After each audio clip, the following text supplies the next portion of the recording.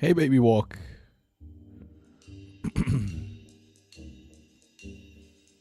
Welcome.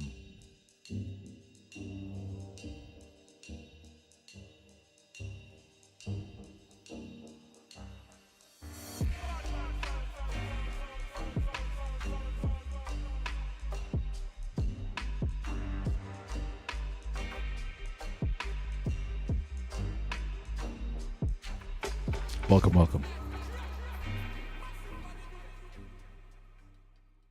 Hey, Black Zeppelin, welcome.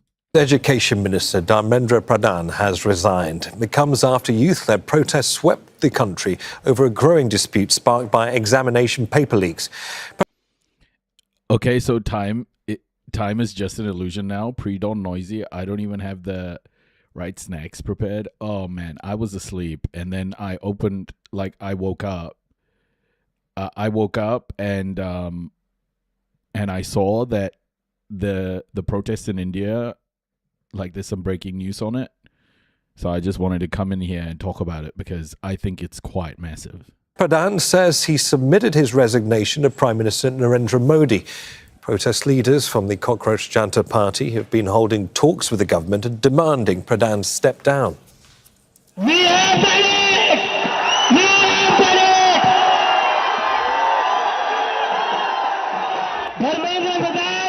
Dharmendra Pradhan has resigned.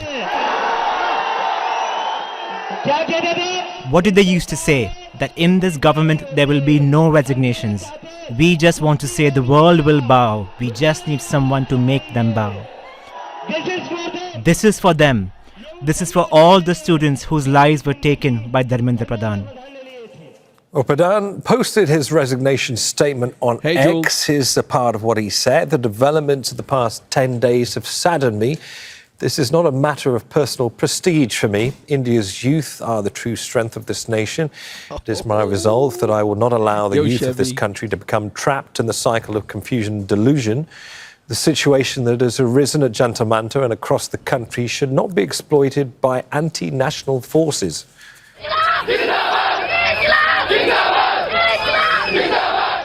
Well, for more than a month, tens of thousands of supporters across India have joined protests led by the Cockroach Janta party. They're also demanding that legal action be taken against authorities involved in the crackdown on student protesters.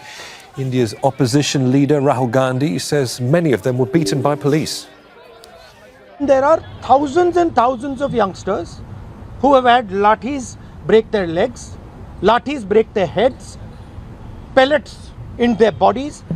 The people who have done this, the organizers and the implementers, need to be punished and made accountable.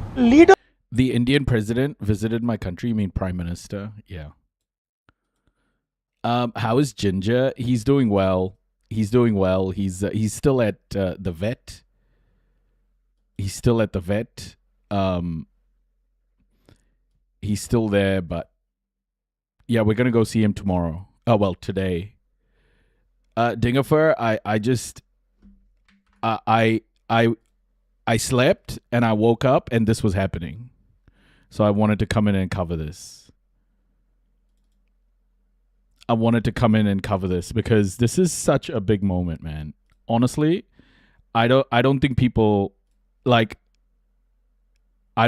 around the world understand how big this is. Like, getting an autocrat to submit like this is just next level. It's so huge.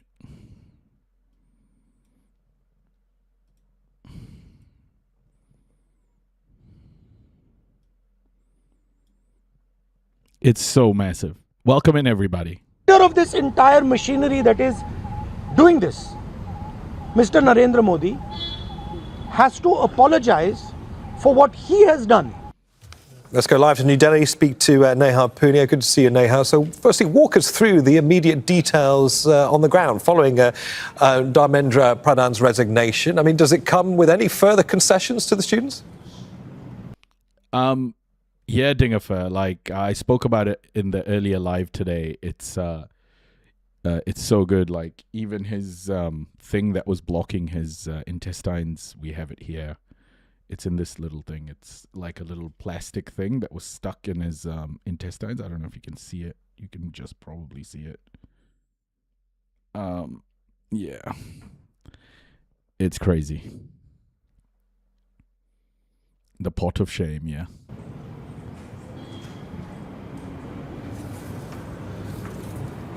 Neve, before this resignation was announced, we did see the government try and reach out to students in the days preceding today. You had Prime Minister Narendra Modi issue that rare selfie-style video where he said that this is a big concern for his government. He promised a legislation. They removed several officials from the National Testing Agency that was responsible for carrying out that medical exam.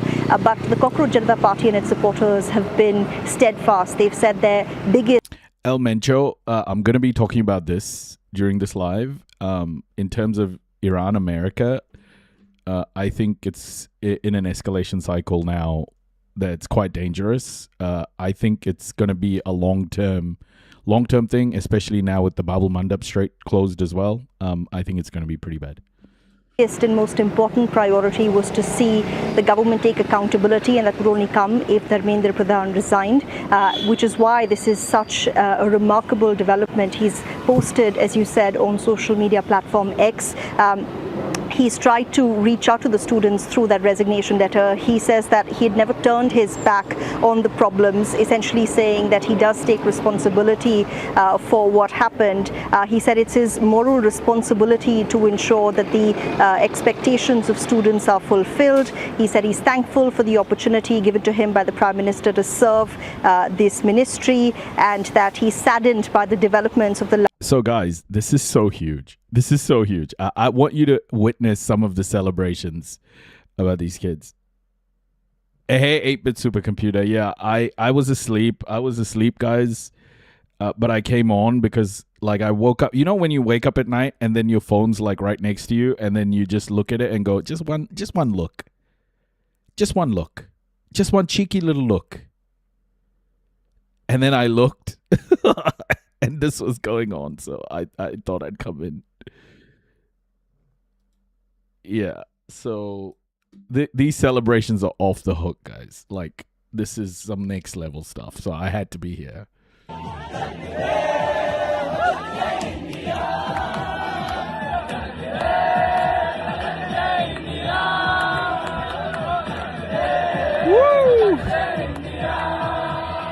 I can't show the screen, I can't show the screen on TikTok. You guys can listen along. If you want to see the screen, you can go on Twitch. I showed the screen just for 2 minutes before, and it gave me a restriction. So the moment that it all happened is like right here. The moment it happened.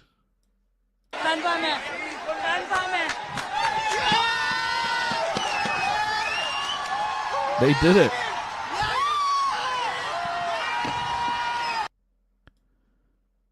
They did it, folks. Oh my gosh. I think I'm put such a heavy load on my computer.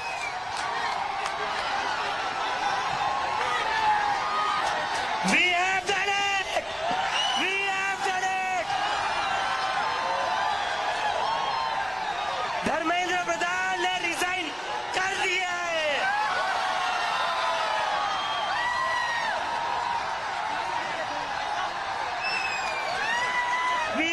Oh my gosh, they did it.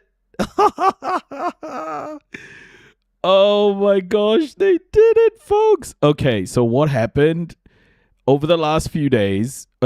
Last couple of months, I would say. There's been this uprising called the Cockroach movement in India, and it's a grassroots movement organized by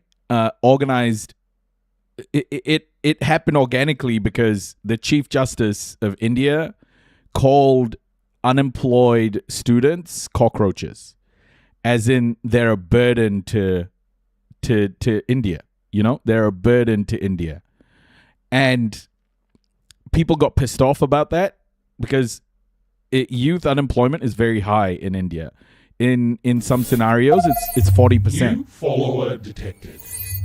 Hey, Steve. Welcome to Twitch. Yeah, youth employment in some cases, it's very high. Very, very high, right? 40% in some scenarios. And that's the thing right now is the Chief Justice called these kids cockroaches. And one of this guy on screen, so he was studying in Boston at the time, and he decided to create a meme. He basically just created a meme called the Cockroach People's Party, because, you know, everyone was being called cockroaches. So he's like, why don't we just own that name? Why don't we just own it and create our own party called the Cockroach People's Party? And it's called the CJP. And it basically got immediate support. It has way more followers on social media than the BJP, right? Like the ruling party. So then they started organizing. And now, after the guy called it called these people cockroaches, it just created this sort of perfect storm of organizing in India. Perfect storm. Hey, Juju, salam. Perfect storm of organizing in India. And the guy, one of the guys the founders of this Cockroach Janta Party was in Boston at the time when he created the meme. He was in Boston. And then he went back. He's now in India organizing this protest. But the thing is, there's a lot of smaller details, right? Like, this is a systemic problem where the youth in India are not getting jobs, that they don't have a future. So it's been building up for a while. And the moment that set it off was exams, medical exams. The moment that set it off even further was the medical exams. So this cockroach organizing was happening online, and then a scandal of medical students, like medical exams. While the exams were happening, there was a scandal where the medical paper had leaked, the question paper had leaked, and so the government said, basically, wipe out all the results. And we're going to have to reset all the exams again to all the students. And that caused like over 20 students to take their own lives. Because in India, right, like these kids are vying for a position being contested by millions of kids. And they ended up taking their own lives. And that's when, you know, people were like, no, this system needs to be changed. So that Cockroach Janta Party thing was, the Cockroach People's Party thing was happening. And in behind, the education system just kept failing and failing and failing. And it failed these 20 odd people who took their lives. And all of that has converged now into this movement where the Cockroach Party has asked for that Chief Justice who called them cockroaches to resign. And this is the thing. Like, they got him to resign. Modi's autocracy couldn't stop this movement. Modi's autocracy couldn't stop this movement.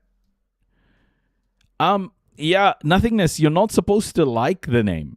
It's not about liking the name. It's reclaiming a slur. The government, the guy in the government used it as a slur, and he tried to dehumanize the students, but they're just reclaiming it. I know it doesn't sound good, but it's power, man. Hey, peace to the world. So this is where it's at. And today, after weeks and weeks of students organizing, weeks and weeks and weeks of students organizing, police brutality on a massive scale. The students won. The students won. The Chief Justice resigned 2 hours ago, and I was asleep. I woke up, and then I decided I'd look at my phone. I decided I'd look at my phone, and this had happened. So I just wanted to be here for this moment, to cover it with you guys. So yeah, it's quite a crazy situation. Angels, yeah, he's recovering. Angels, his surgery went really well. Thank you for asking.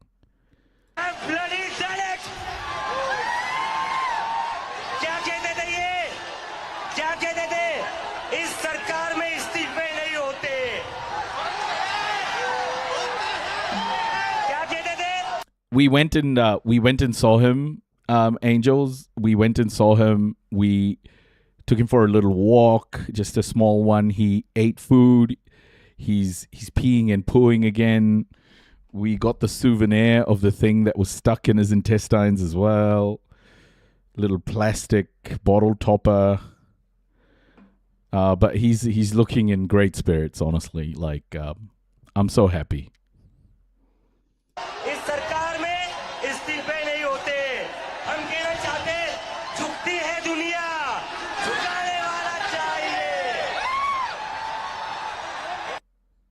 So this movement has just taken off, guys. It's taken off. The reason why this is such a big thing, people will be like, oh, so that guy resigned? What now? That guy resigned? What now? This has been the only opposition. This has been the only opposition to Modi's power. Only legit opposition to Modi's power. Okay, this has been the only legit one. Like, there has been no opposition to Modi's power until now. Even the Congress party, just weak, man. Just weak. You know? And this has been a real rallying cry. Grassroots. They'll probably, form a coalition if they get votes. I think this is a real political party forming. This is not just Congress 2.0. I think this is a real political party. And in India, that's a big deal. That is such a huge deal. These guys, with their movement, have mobilized students across India, all voting age. This is university students across India, everywhere. It's such a huge movement.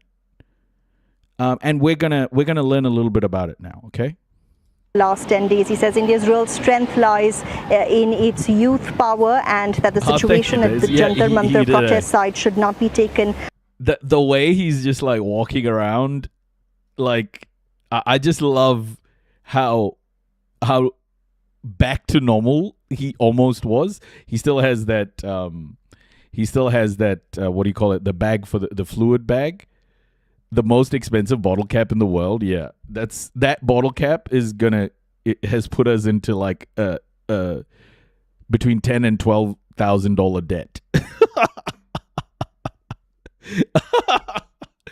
Bro, the best spent $12,000 I can think of. I couldn't imagine losing that boy. I couldn't have lived with myself. Hostage by anti-national elements. So with all of this in mind, he said he's decided to resign. He said he sent his resignation letter to Prime Minister Narendra Modi's office. Now, remember, there was going to be another round of talks between representatives of the Cockroach Janata Party and ministers from Prime Minister Narendra Modi's government. And the Cockroach Janata Party had made it very clear that there was no point in holding another round of talks if Dharmendra Pradhan didn't go. That has now happened, but they've also make sure you get discharge meds for pain management. Yeah, at this stage, we've already spent like so much money. I'm like going to make sure they give us absolutely everything.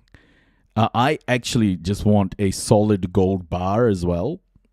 also said, even as celebrations are happening at that protest site, that their other demands remain. They want compensation for families of the students who died by suicide following that exam leak scandal. They want the government to assure that anyone who is part of this protest will not face legal prosecution. And they also now say they want an apology from the police teams on the ground that were involved in that crackdown against students when they attempted to march to Parliament earlier in the week. Really the moment that saw this protest go from being relegated to that one street. Hey, how do I say your name? I kind of don't know how to say your name. Kira, welcome. I don't know how to say that. The weird characters are kind of throwing me off.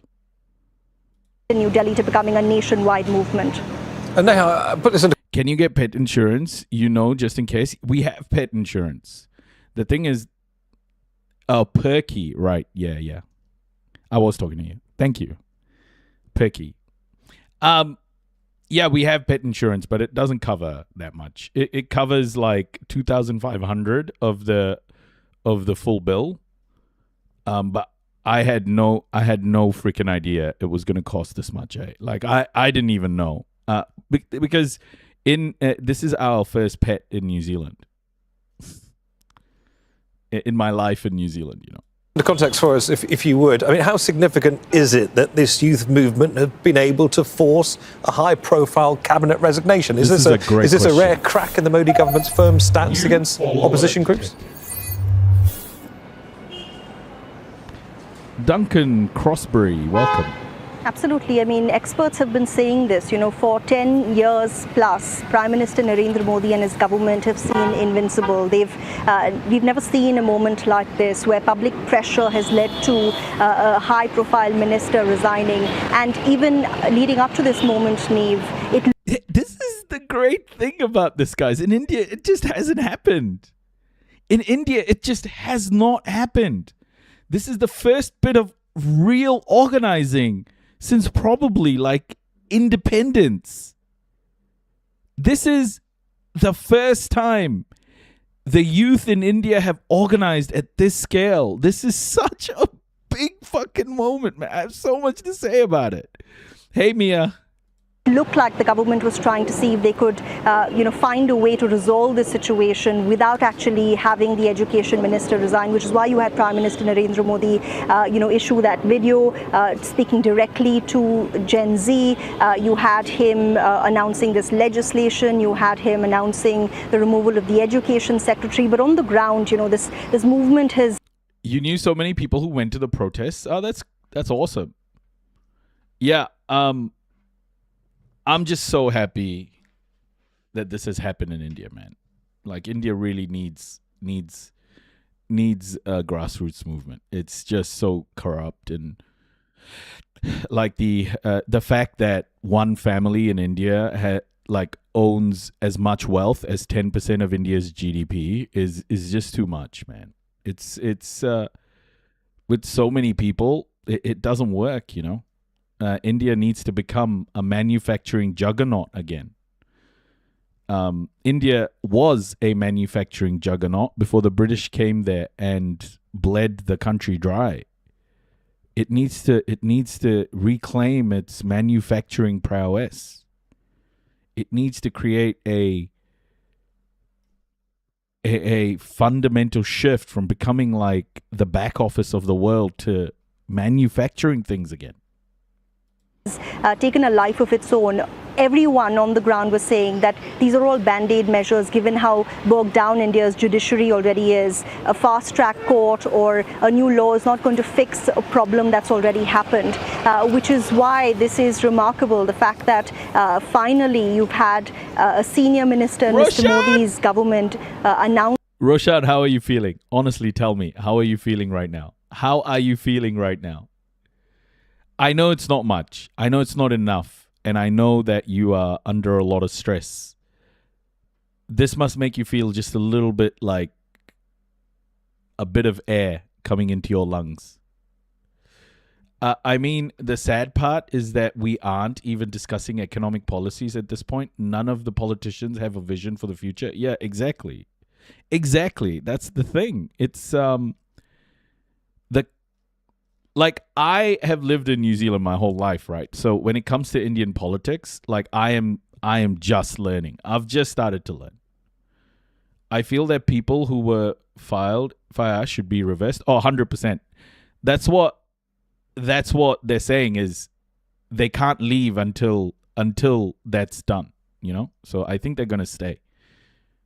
Why did the students, because they had all their hopes riding on that entry exam? Yeah, in India, your education is your life savings. Like for some of these kids, they come from like small villages. Their parents save up their whole lives just to put their kids through an education system that is just so contested, and they study their whole lives to become a doctor or an engineer, and it's just that's their whole life. If that fails, they can't do anything with the high unemployment rate as well. They just can't do anything.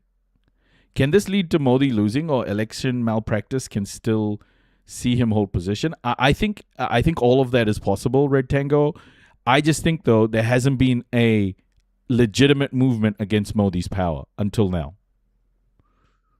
Also, many people were unnecessarily injured. One lost an eye at least. Their medical expenses should be taken care at private hospital prepaid. 100%. So that's the gatekeeping for improving their life circumstances. Yeah, exactly. And the thing is, in India, right, you can bribe your way to anything. So India has become kind of like a pay-to-play. If you have enough money, you can buy the exam papers, for example. So the people who have very little often have their places taken by wealthy people. So yeah, when it's pay to play like this, it doesn't work. So this is the first instance of people taking this onto the streets. So it's such a big deal. They've bought everyone in the opposition. I mean, they literally just give them money and buy them over to their side. Yeah. Those CJP guys need to be a bit careful, though. BJP are goons, so once things cool down, they might arm twist them legally. The thing, Roshan, is I think what Modi will do is use violence against them, target them, but he'll end up martyring them. I don't think, this can't fizzle away. This has to become a legit political movement now. Otherwise, it was a waste of time. The crazy part is that you need to earn an income of $32,000 to be top 1% of income earners in India. Yep. Modi just released 2 blog reels starting with my friends. During this time, they're demolishing a Muslim-built university, and they shut down a college in Kashmir a month ago because most of the joinees were Muslim. Those students joined based on the previous NEET results, so it's merit-based admission. Yeah, insane. Yeah, this is the other thing. Modi is an extreme anti-Islam guy, right? Like, he is a Hindu nationalist, a fascist, and this is the problem as well. A lot of like dehumanization of Muslim people. It's one of the largest Muslim populations in the world, in India. So he's dehumanizing a lot of people, and it's dangerous, man. A lot of people get killed. The best thing was that the protesters were from all regions. Yeah, exactly.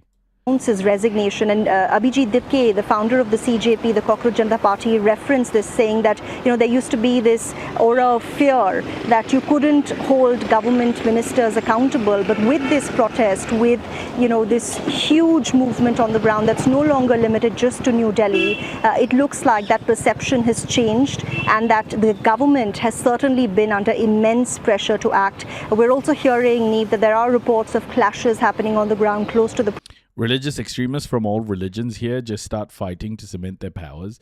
Yeah, Duncan, but you can't deny the weaponization of Hinduism in India, right? Like Hindutva, RSS, all of these guys are like fascist forces preying on minorities. Protest site, celebrations taking place where Abhijit Dipke and his team members are sitting. But, further away from there, we've seen videos circulating online that show police teams using sticks to push protesters back. Using tear gas shells, some protesters clashing with the police teams as well. So it's still a very sensitive, developing situation on the ground, and protesters have signaled they Got a giggle from Instagram saying Modi will go off if Haaland comment on the post. Also, I think most Delhi police got their jobs because of forged degrees, so they really need to recheck the entire police force's credentials, but I doubt BJP would do that because BJP themselves do that. Yeah, Roshan, what I see this as is I don't think there's going to be immediate restructure of these systems, but this is an open door, right? And that open door has never existed with Indian politics before. Indian politics, wait, your police have degrees? Fake degrees, bro. Fake degrees. I feel like if Modi does do some drastic, like you said, he will most likely make martyrs here. Yeah, Roshan, the thing is, this is an open door. With politics in India, like politicians are often treated as these people with... They're almost like superhero status. They seem impenetrable, invulnerable. You know, that's how politicians seem in India because they have so much power. They have so much power, and this open door is an entry into that space of like, oh, actually, politics isn't that powerful. A legit movement can make change. So to me, this isn't the only moment.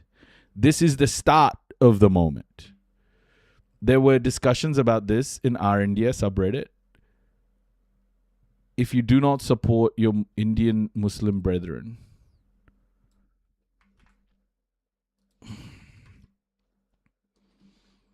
if you don't support your Indian Muslim brethren now, then you are not fit to be the citizen of this country. You didn't come out in support of your Muslim brethren back in 2019. Instead, you made sure they were beaten up by saying slogans like Delhi police turn lato, tum lat bajao, hum tumhare saath hai. Back then, you can argue that the citizens of this country were brainwashed and didn't know better. But time and again, the citizens of this country have not done jack shit to support Muslims of this country.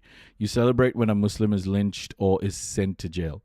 Now is the time. Support your Muslim brethren. The Muslims of this country are standing with you against the paper leak fiasco, but the government is hell-bent on making sure Muslims are harassed and jailed. Do something. You turned a blind eye during the CAA protests. You turned a blind eye during the Jamia protests. You also turned a blind eye during the farmers' protests. Do something. We were always on the forefront in every protest. It is only after your house was set on fire you woke up. Help the Muslims of this country if they are jailed or harassed. Don't turn a blind eye. Otherwise, you're a coward. Sincerely, an Indian Muslim. That's a nice message. Hey, Curves, welcome. Wow, light mode. I don't go on Reddit much. I only like if there's some subject to read, I read it. I'm not a hardcore Redditor. You can't viably oppress 250 million Muslims on the basis of their religion. It's fundamentally immoral. And additionally is also just politically dangerous to the health of the nation. Duncan, but it's being done, you know? Yeah, but still light mode. Go easy on me, Roshan. Go easy on me. Want all their demands met. So it doesn't look like they're going anywhere just yet, but it's... Does India still function in a caste system? Yeah. The caste system is deeply embedded. Certainly a huge win for the movement that has become more than just about exam leaks. It's become about the angst of an entire generation against the economic situation in India, particularly the rate of unemployment, which is in the double digits for those under the age of 25. Nehal, many thanks for that. Nehal Punia there in New Delhi. Well, just to add to what Nehal's just been telling us, India's Cockroach Janta Party, just to remind you, started as an online joke. Since it was launched just weeks ago, it gained more than 22 million Instagram followers. Its founder says nearly all of those followers are based in India. The great thing about this CJP movement is that it truly seems to represent India's constitution. The promise of secularism is, I think, deeply embedded in this movement, which is great. But it needs to show its chops. It's just the start. If it truly wants to keep going, if it truly wants to like make real change, it needs to keep going and it needs to keep building from this. This is not the end. This is the beginning. This is the beginning. This is just a small victory in in years of fighting and gaining power in parliament slowly but surely. This is, how I speak about in America, like you need to think like 15, 20 years ahead. This is that kind of movement. This is that kind of movement, okay? Where these kids need to think long term. There's no, like immediate changes can happen like this, but this has to be a long effort of building a movement, a sustainable movement, grassroots, globally, everything. This is the kind of organizing the world needs to see. The world can get so much value out of understanding this sort of organizing. And I'm telling you now, movements like this can't be only viable till the next election. They need to be almost above elections. They need to be real movements that go for a long period of time. These are long-term changes, guys. And to remove this sort of rot from your country, it takes a while. It takes a long time. And Americans, like, I think you need something very similar to this. I have a question. Do you think that castes are a system to discriminate in a society where every person looks the same? Well, India had a caste system before the British got to India as well.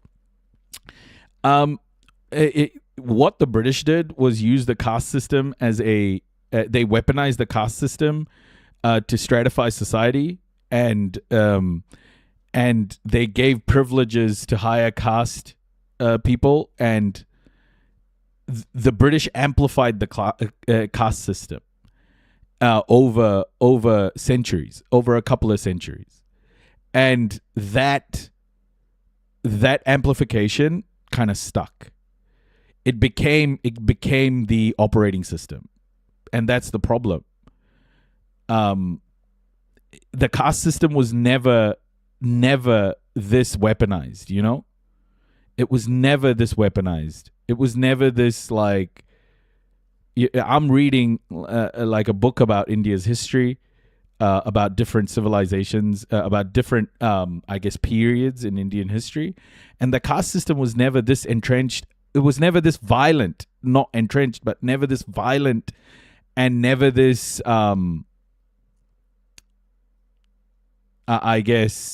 divisive, But now it has become the operating system, and that is the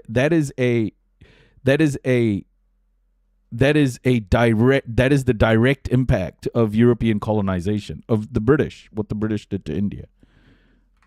Like, you guys should understand what the British did to India. It is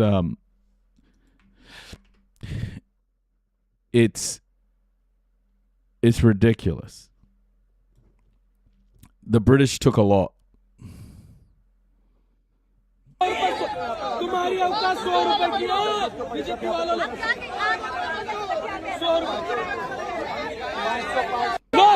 Hey Deez, hey Jennifer, hey Pickle Christopher, welcome everybody. Hey Ali. They are more loyal to the BJP than they are to their own country. 100%.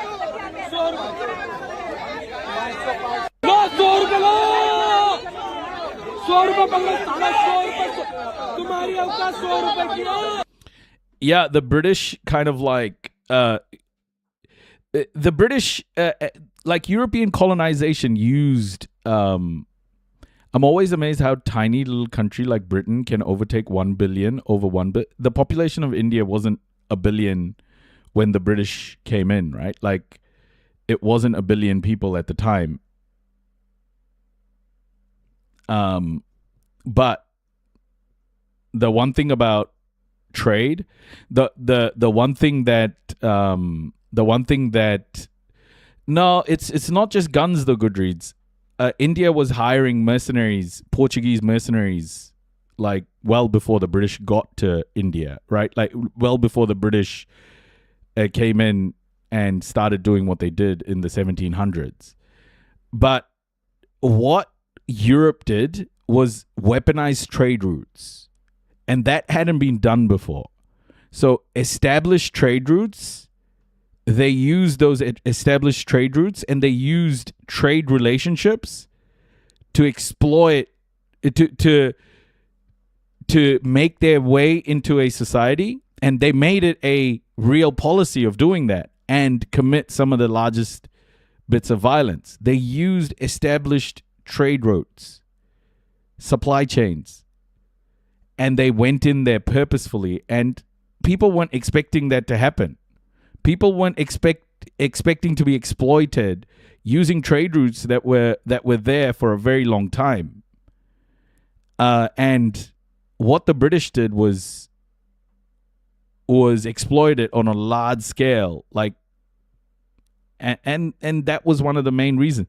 And India, when the British British started doing their thing, was deeply divided as well. They were starting to India was starting to break into factions and different sort of...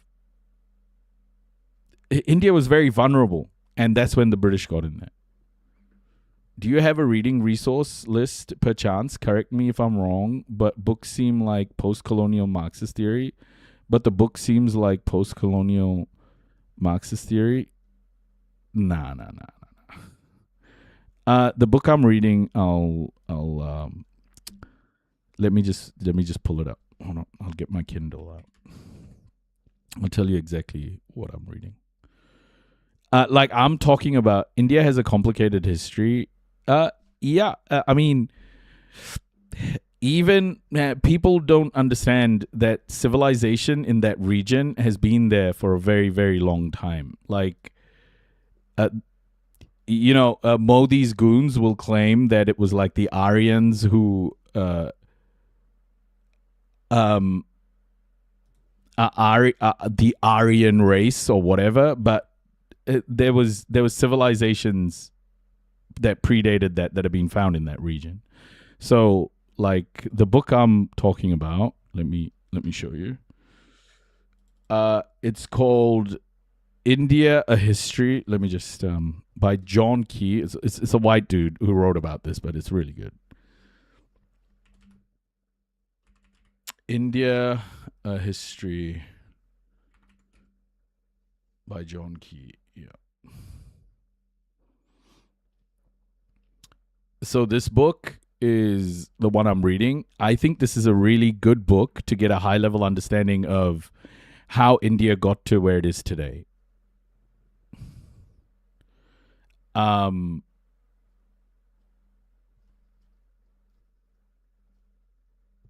it talks about the Harappans, for example, a civilization that predates the Vedic scripts. Like the Vedic scripts have become like the start of a civilization or something, but no, there's been civilization before the Vedic scripts were written. Before, all of those epics were written, there was civilization in that area that extended all the way to like Afghanistan. It's fascinating, but read it, like break that that indoctrination. Break that indoctrination, you know? It's very, very important. Very, very important to understand this history.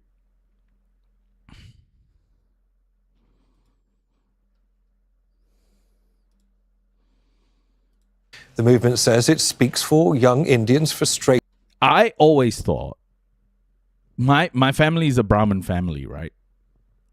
I am an atheist, so I don't give a fuck about any of that shit.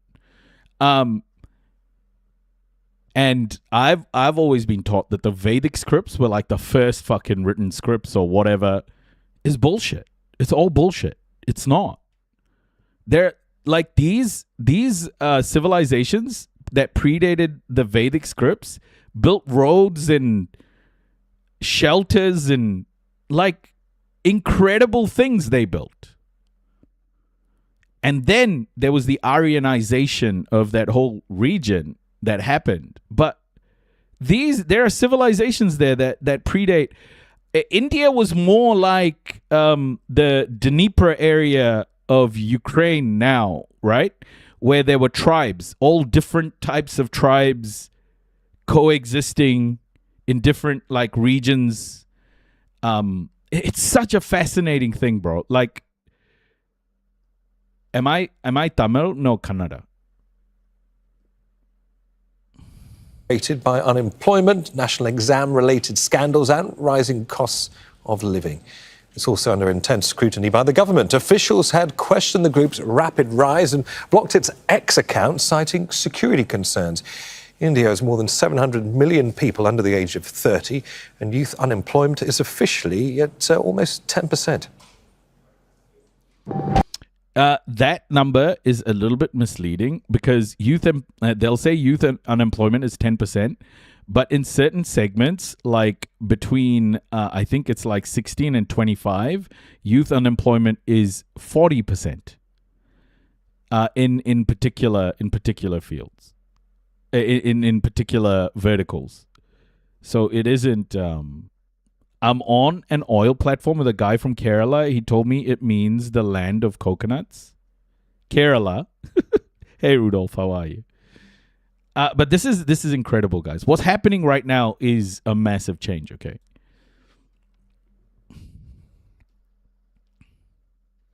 That's why I was so keen to come online right now. Because yeah. I think covering this is very, very key because it has global impact. India's Education Minister has stepped down after weeks of youth-led protests over a major examination scandal. Dharmendra Pradhan announced his resignation on social media just as police fired tear gas to scatter young protesters in New Delhi. The violence flared hours before leaders of the so-called Cockroach movement were set to hold talks with ministers. The protests are seen as the biggest challenge to Modi's leadership since he took office in 2014. Pradhan's resignation had been a key demand of the movement. Our DW correspondent Adil Bhatt is monitoring the situation from Delhi. Adil, what do we know about the minister's decision here? Well, first of all, it's a massive victory for protesters, students, and also for Cockroach Janata Party. We have seen visuals coming from Jantar Mandir, the designated protesting site, where we saw the founder of Cockroach Janata Party, Abhijit Dipke, announcing the resignation of Education Minister of India, Dharmendra Pradhan. He announced on the podium that and shouted in front of thousands of people, where he said that Dharmendra Pradhan has resigned from his post, and the crowd, which was like protesters and students, there was a movement of jubilation. There was a movement of excitement. We saw people on the streets dancing, singing songs, and we saw people also using slogans that. Hey, and Modi. then after that, the reaction that we saw from the crowd. I feel like the USA is 100% going down the same route. If we don't do anything, we're going to have to do some drastic, but the people here are too comfortable to even be thinking like that, to be honest. Yeah, the West, this is the thing. Like, the world is not going to change with Western protests. That's become clear. I don't think people in the West really, want to lose their privileges they don't want to speak up as or make changes fundamentally. Although I think the genocide in Gaza may have changed that equation a little bit. We'll see how long it lasts for. But you will see the change happen from the global south, and the West will have no choice but to change. Like that's what's going to happen. I believe seizing the means of production is the only answer, and people just don't know that for some reason. Like they just protest and vote. Yeah. Seizing the means of production doesn't happen. Like, I honestly think that a lot of people are deluded into thinking that a Lenin-style revolution is going to happen one day. And I just want people to understand, you need to think long-term. We need to think long-term. We need to think 15, 20 years. We need to think across protests. We need to be thinking long-term. And the thing is, this is how the Cockroach Janta Party needs to think as well. Like, in the next election, they may not win that many seats, or who knows, they may win the election. But that even winning the election doesn't matter. Like, there's got to be a strategy that is longer lasting than the egos in the party right now. It's got to transcend the people in the party right now. What's that saying? Plant trees that you'll never sit under. That's the kind of movement it needs. And Abhijit Dipke kind of addressing them, he said, if you kind of protest against this government, they're ready to accept your demands. So in democracy, you don't have to fear. We have to keep protesting. We have to give them signal that unless and until you don't listen to the demands of protesters, maybe it's not sleep, but sit. Plant trees that you won't sit under. won't back down. So in this case, it's a massive, massive victory for definitely for students, for Cockroach Janta Party, but kind of a huge setback for Prime Minister Modi, because Modi's image in India is kind of a strong man. He doesn't budge. He doesn't show any signs of weakness. But this time, after farmer protest, this is the second time we saw Prime Minister Modi kind of accepting the demands of students, protesters, and Cockroach Janta Party. So huge, massive news and really exciting news for protesters and students from New Delhi. So, Adil, the protesters have got this victory, this massive victory as you describe it. Will this movement, the Cockroaches, now end their protests that have been happening right across India? That's what they said. That was their main demand. The main demand was the resignation of Education Minister of India, Dharmendra Pradhan. Now that has been accepted. Apart from that, let me give you some context. There were 2 rounds of talks so far. Yesterday was second round of talks in which there were 3 major demands. The first was resignation of Dharmendra Pradhan as Education Minister, which was accepted. Second was the compensation for students who died because of exam leaks. That's pending now. And third one was you don't have to file any cases or charges against protesters or students who were protesting near Jantar Mantar. Pecky, don't bother. Honestly, these people, let them boost the live. It's okay. Yo, did you hear Trump said he's running again in 2028? Guys, I think that's bait. Rafe, he's baiting the media, and the media is gonna take the bait. It's dumb. Don't fall into that trap, Rafe. So the first demand has been accepted, 2 more demands are pending, and now they have added 1 more demand that they expect Delhi police to post an apology for students because they accuse them of police brutality. So first demand has been met so far. There are other 3 demands. So according to Cockroach Janta Party's manifesto, or they're updating their roster, they said first demand has been accepted. They will still like to continue until 3 other demands are not. Honestly, rock, paper, scissors, I hope that you rewrite your constitution for a modern world. A bunch of slave owners wrote your constitution in America, and that shouldn't be the law of the land, honestly. I just think it's freaking crazy that a constitution written for white people is used as some sort of yardstick of freedom and morality. It's you can't. It's not particularly great. Hello, Noisy Immigrant. Change comes from within or it will come from without. Change is coming. Absolutely. So human. Accepted. So we had to, so far the signaling is until you don't accept all these three major demands, we are not going to leave the protesting site. Yeah, Spirit Fox. I think the rule of law bullshit in America was always bullshit, you know? The Constitution isn't being ruined now. The Constitution was never a real thing. It wasn't supposed to be for everybody. It was supposed to be for mainly white men. And it's been bastardized into like involving everybody. You can't unsee the bigotry that's baked straight into it. You know, the racism that's baked into it. You can't unsee it. So what's the point of your constitution? Adil Bhatt with the latest in Delhi. Always great to talk. Thanks as always. Now, the Indian constitution, now that was written and that was written for a common purpose, for organizing, for community, for secularism. These were the things that the Indian constitution stood for, and that has not come to fruition. But hopefully this is a moment that takes India towards the promise of its constitution, because that promise hasn't been met. The revolution will come, but I don't want it to be because people were forced into it by desperation. I want it to start now. The problem is, right? The bit that you need to understand is that you are already in the revolution. It's not that there is a moment of time, you know, people go, the revolution will start. You're always in a revolution.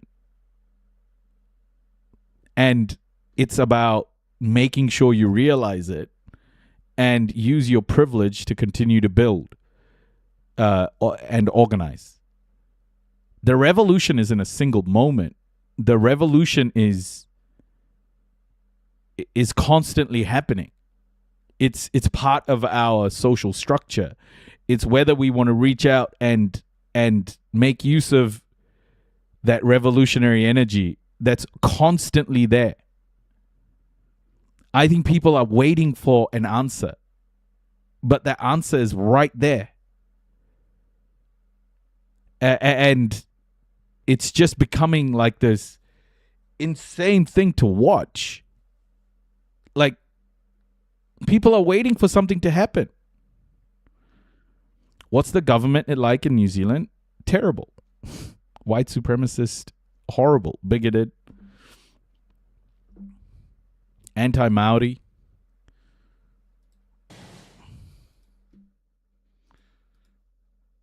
It's horrendous. India's education minister resigns. This is ABC News. This is how Australia is covering it. After weeks of nationwide protests, India's education minister has resigned. It hands a major victory to the youth-led Cockroach Junta Party, demanding... Junta Party! Fuck Australia, man. Oh, bro. Cockroach Junta Party. Oh. I can't, man. Oh, fuck. White people, please treat these moments with the care that it needs, okay? Cockroach Junta Party, bro. Oh, my gosh. You guys understand what a junta is, right? That he quit over last month's exam paper leak. The beard is back. Hey, Hermit Sapien. Across India, thousands of people take to the streets. Dissatisfaction started last month over exam paper leaks that forced 2 million medical hopefuls to resit entrance exams. The movement is spreading and has tapped into a deeper anger at the Modi government. The situation in the country is alarming. Exam papers are being... Yeah. I was just wondering why am I laughing like a crazy person and I'm not getting any response. Maybe I was just laughing like a crazy person. Leaked, seats are being sold, votes are being stolen, and students are facing injustice. Thank you, friends. Oh, there it is. I need that clip. Wait. One sec. Prime Minister Modi thanked. Wait. Let me just get that clip. One sec. Friends! What a fucking joke this guy is, man. Holy shit. Hold up.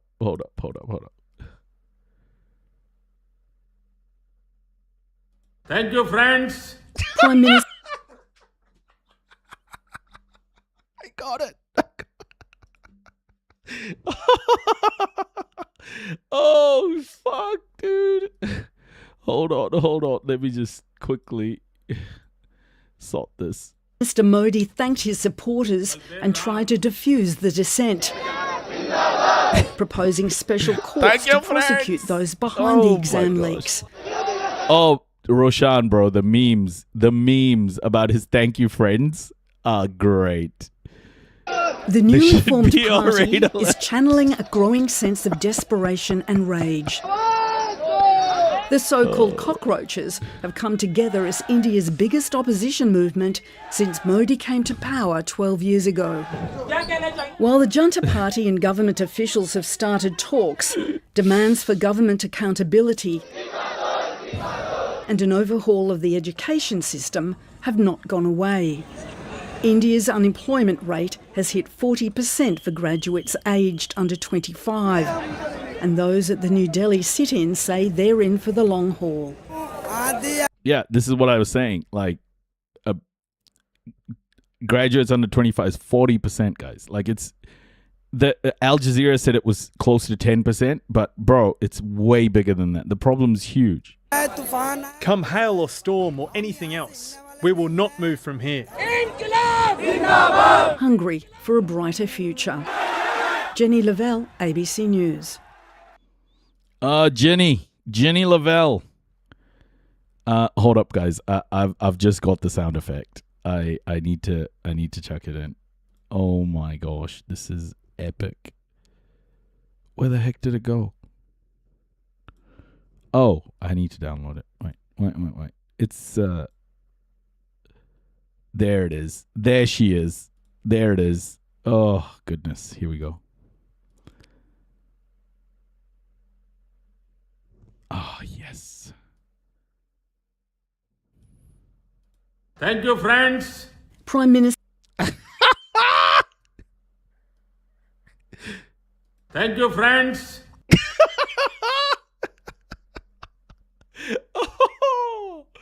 Oh, goodness gracious. Be prepared for that one to be used a fair bit. That one's going to be used a fair bit, everybody. I hope you're ready. Oh my gosh.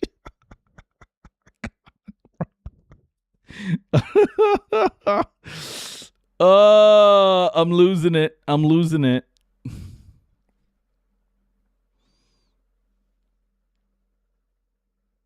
Welcome to the Global News Podcast from the BBC. I'm Nick Miles, and today I'm joined by our Global Affairs reporter and India specialist, Ambrasan Ethirajan.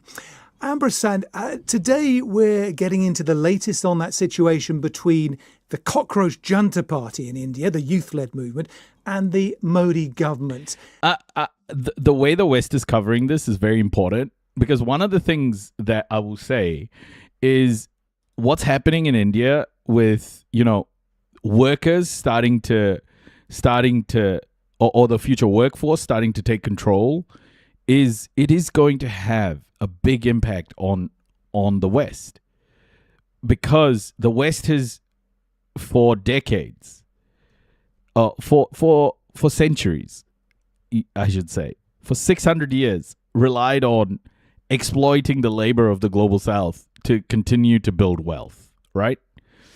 And that's such a big issue in that these protests are putting the power back in the hands of the working class. And if the working class gets this power of like being able to change policy by protesting, it puts at risk profits. Profits are, being put at risk here. So don't be surprised if, the foreign meddling that Modi's government is talking about is actually happening from the Modi government itself, because Western capital has a huge interest in continuing to keep India poor and, prime for exploitation. So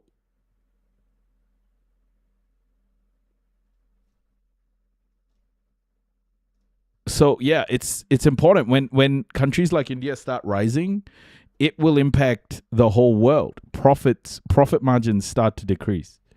This is a big reason why you have a rise of fascism in the West. Fascism is colonialism turned inward toward the imperial core. Yeah, totally. No, God, no, fuck no. My capitalist treats made by child labor, no. Just so you guys know, modern slavery, which people like Elon Musk talk about and go, oh, actually, modern slavery, slavery today is a lot bigger than what it was. Well, that modern slavery contributes $230 billion a year of profit. That modern slavery exists because of the capitalist system, because of the exploitation of labor.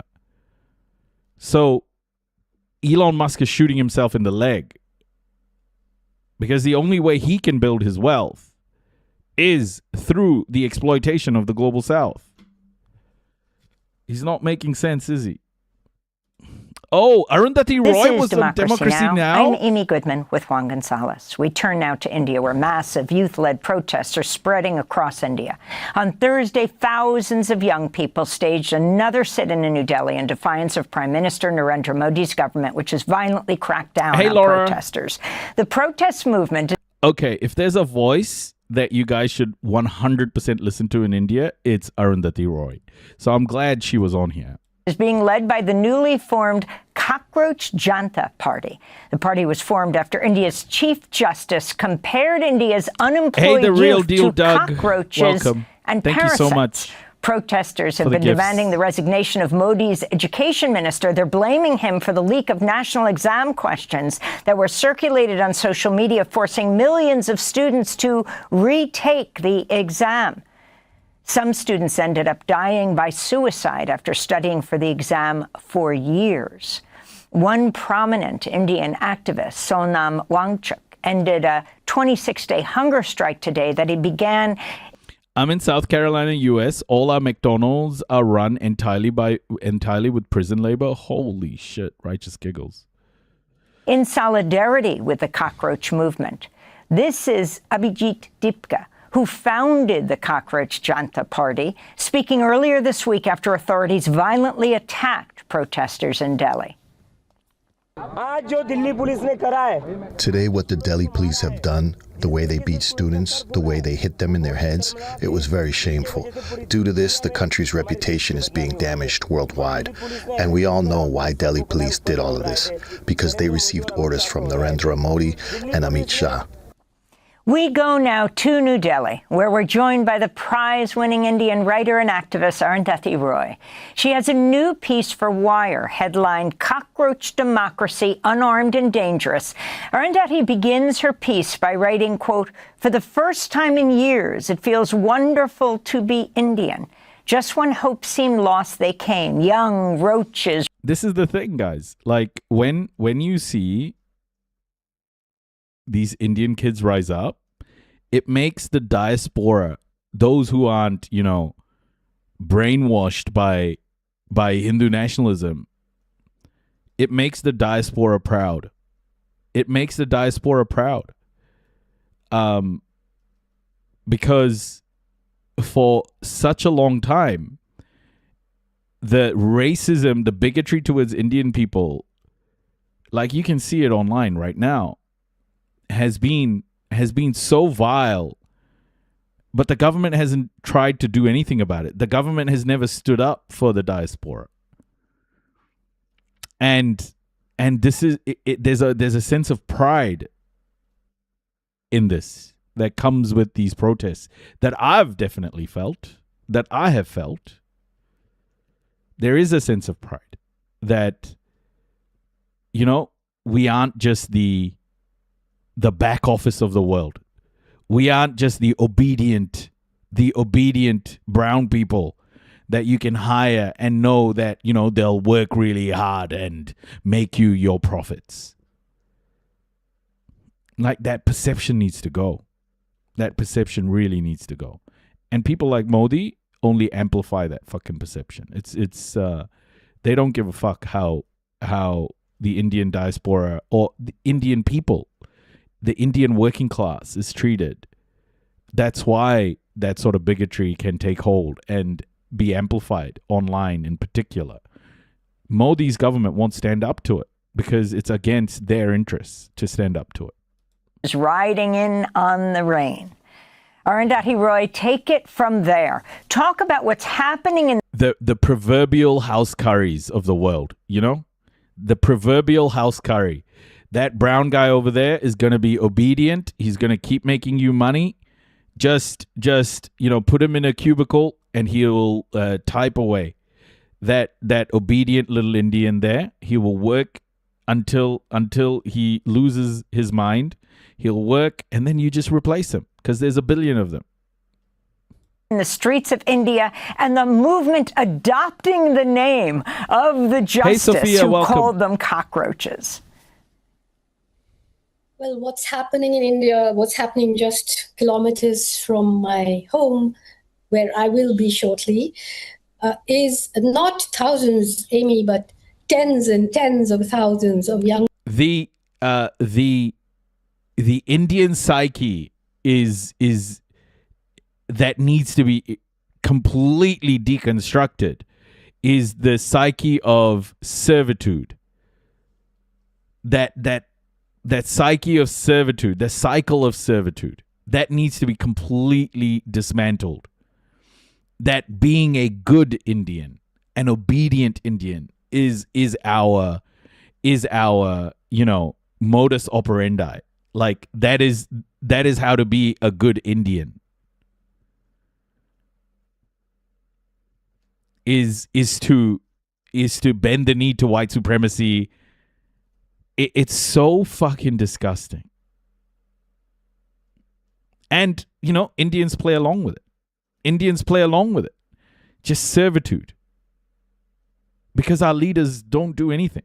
Because Indian leaders don't instill that sense of pride. They're all corrupt and there's nothing to be proud of, or not much to be proud of. People who have just flooded into the city, and now this has spread to cities all over North India, basically. And it started off as students, of course, as you said. I can tell Arundhati Roy is so proud of this, Like, she is incredibly, incredibly proud of this movement. You know, Abhijit Dipke, just as a joke, wrote on Instagram, what if all the cockroaches came together? And they did. First online, and now in physical form. What would happen? Well, here's when I think those people should leave those countries. When those countries that have used those people's labor to profit and have an economy, when those countries pay the host countries back, that's when people can leave. When your white supremacist empires pay the reparations, then those people can leave. And your countries who are still exploiting those people's labor, when those reparations are paid, then those people can leave the countries. Until then, You have to deal with it because this is a problem that your ancestors created. Reparations is important.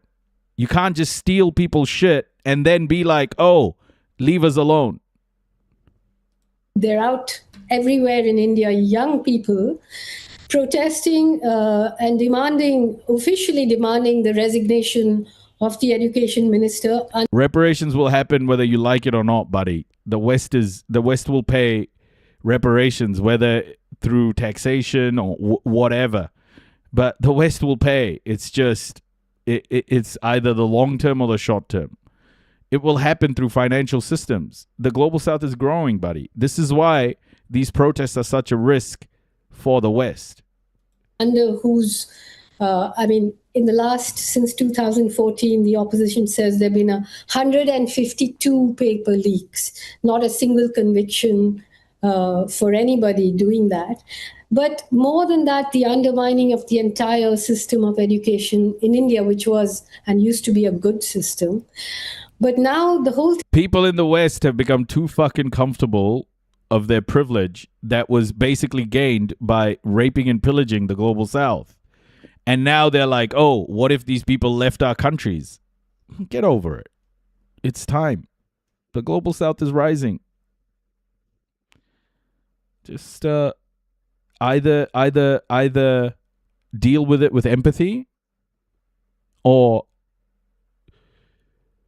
become the next refugees, I guess. Thing has, if you listen to the slogans and if you see the chanting, everything has shifted to directly attacking Modi. And this has just never happened since 2014 when he became Prime Minister, or 2002 when he became the Chief Minister of Gujarat. So it's really a generation whose parents and grandparents wore those Modi masks and chanted Modi, Modi, Modi and got him into power. It is their children now who are saying the emperor has no clothes, and the mockery and the humor. It's just unbelievable. It's unbelievable what's going on. The dancing, the singing, that old, really boring Gandhian protest style. Buddy, Muse, you're going to be talking about the Islamic regime while you're being pickpocketed by the Nigel Farages and the Elon Musks of the world. Don't be so stupid in thinking that your bigotry is going to save you. It's not. You're being pickpocketed and your money is being taken by the wealthy people who are telling you that the problem is Islam. Bro, you probably don't have much, You're probably one of those chuds who works at who has to work part-time because they can't afford to fucking pay for petrol. So you need to just either understand that your rhetoric is taking you nowhere, or just become what your billionaire friends have planned for you. Don't be a chud. Has gone is just so exuberant and joyful. But as I said in the piece that I wrote, there are two things. One is that this is the protesters. There are Hindus, Muslims, Christians, Buddhists. It's a sort of demonstration of what we would like India to. Unfortunately, bigotry, racism, white supremacy terms mean nothing anymore. No, they do. They mean a lot. And people are starting to understand it. And one of the big wake-up moments have been because of the genocide in Gaza. People understand that the core problem isn't like this Zionist regime. The core problem has existed within the structures of our world for a very long time, and people are understanding it. That's the revelation that's come out of what the Palestinians are being put through, the genocide. That's the revelation. They don't mean nothing anymore. They were starting to become that way, but now people understand it. They're educated. So when you say they don't mean anything, that's bullshit. They mean a lot. People understand those words now. to be. But the fact is that the majority of them, the great majority of them, are the children of Modi's, Hindu right-wing constituency. And therefore... You know who's shitting bricks right now? Israel. Israel is shitting bricks because Israel is shitting bricks because a lot of Israel's support comes from Modi's government and India and his Hindutva fascists, right? So if those policies start to be fucking targeted, Israel is gonna shit bricks. This is a global impact. Do you think the West is built on fucking like automation? Bro, most of the West is built by laborers in places like India, Bangladesh, in Africa. What the fuck are you guys talking about?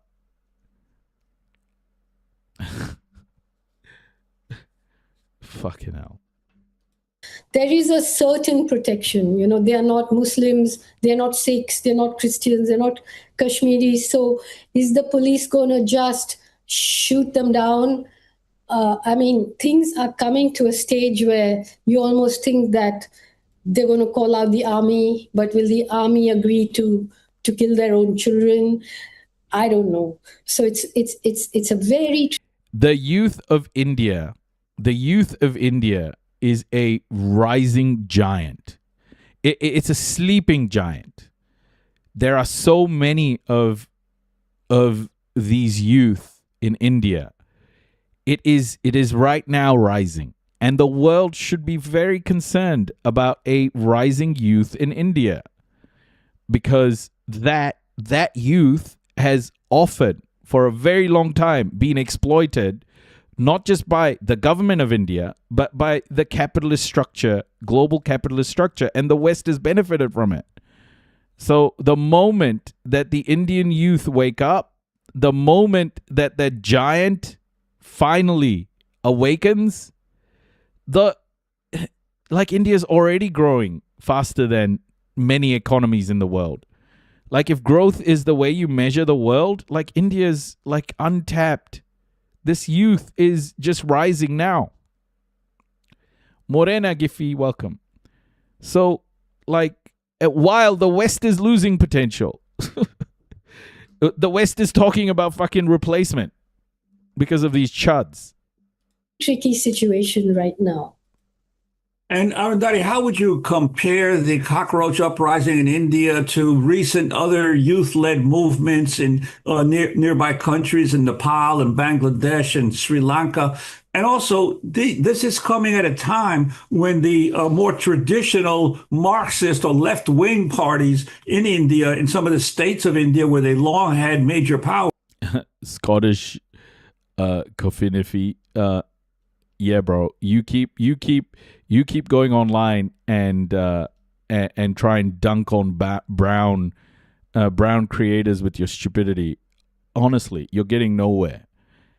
You'd much rather should spend your energy understanding that you're being pickpocketed by a bunch of billionaires, and that you should, unite with the working class and stop pretending like your racism is or your bigotry is going to get you anywhere. You are the problem. You are the problem. You work for a living, bro. You have no fucking clue who I am. You have no fucking clue what I've done. And this is the kind of bullshit that people like you are consistently selling. You're a nobody, bro. You're a nobody. You don't know. You have no clue who you're talking to. This is the problem with you, Scottish guy. You are a nobody yelling at people who are probably speaking up for even your liberation. But you are stupid. You are stupid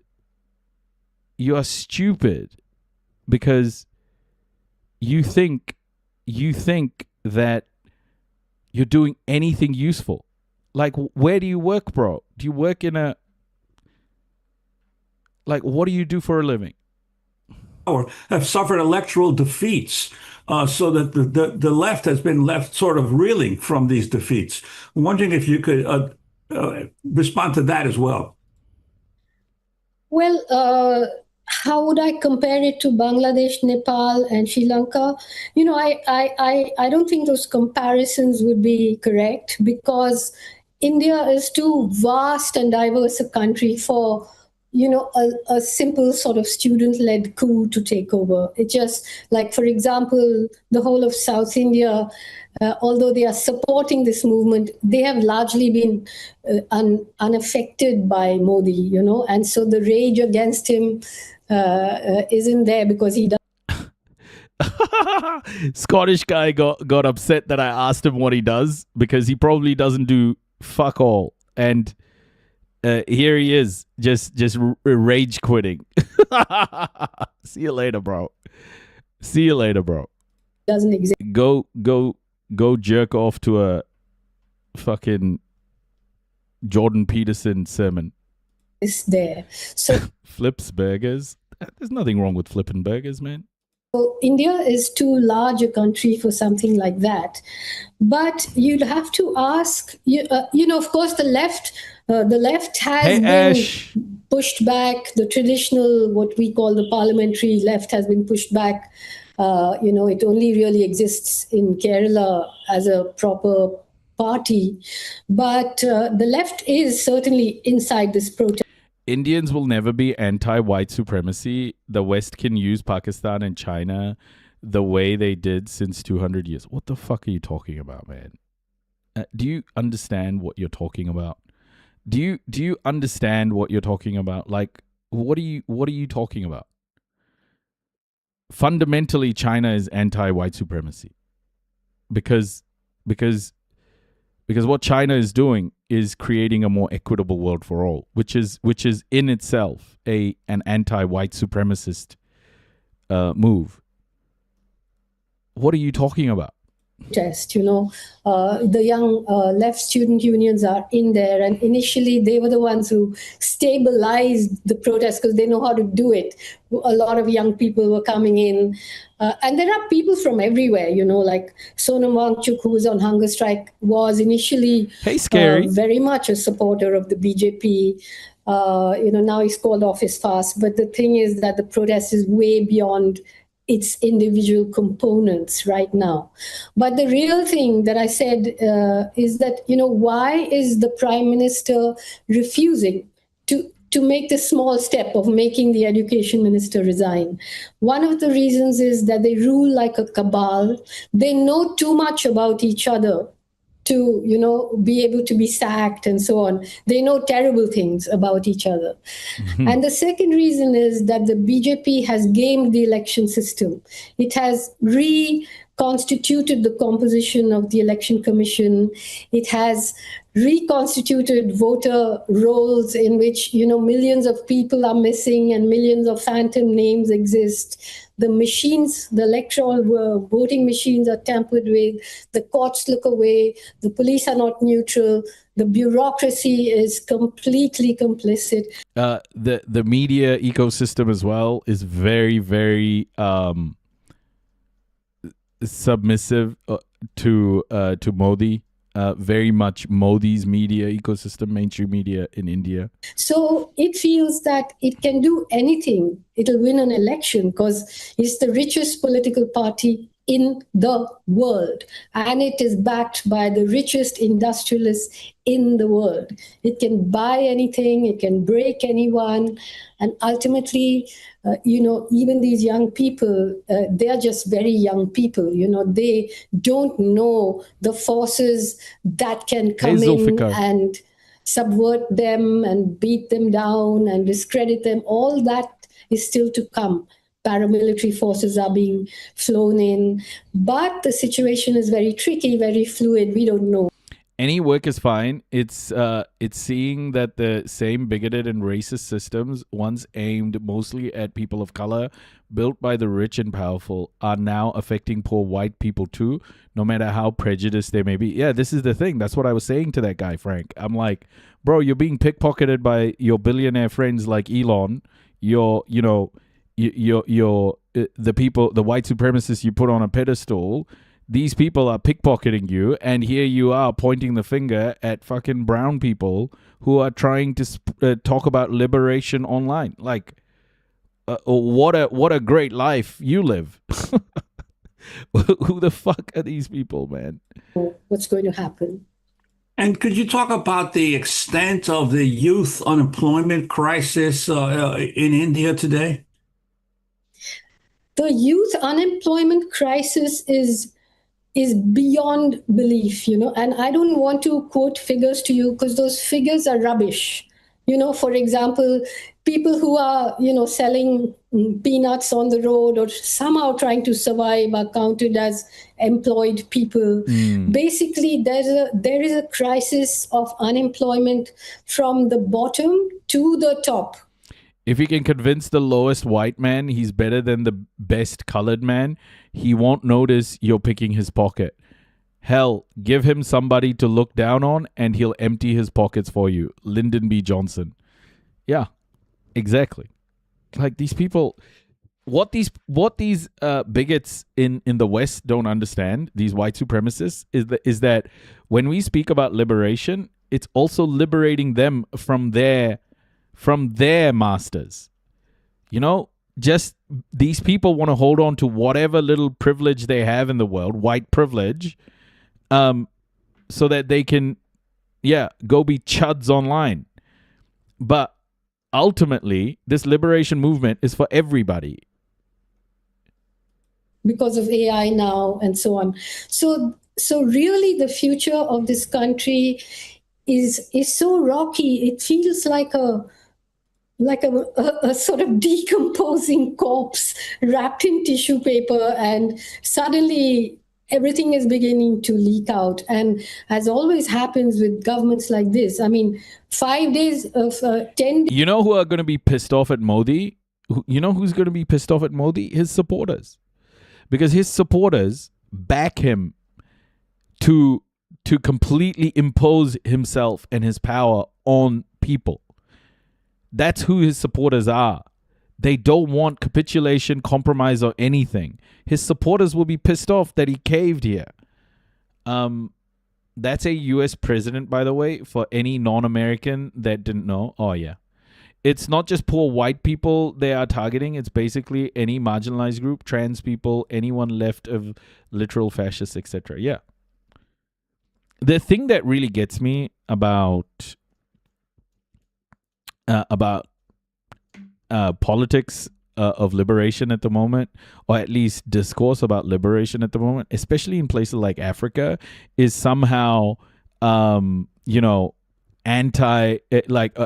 somehow homophobia and transphobia are the right of these African states. Like Ibrahim Traore, for example, he's worshipped by so many of these leftists, or these pretend leftists, and they're like, oh, bro, he's just a country, he's liberating the country, just let him be.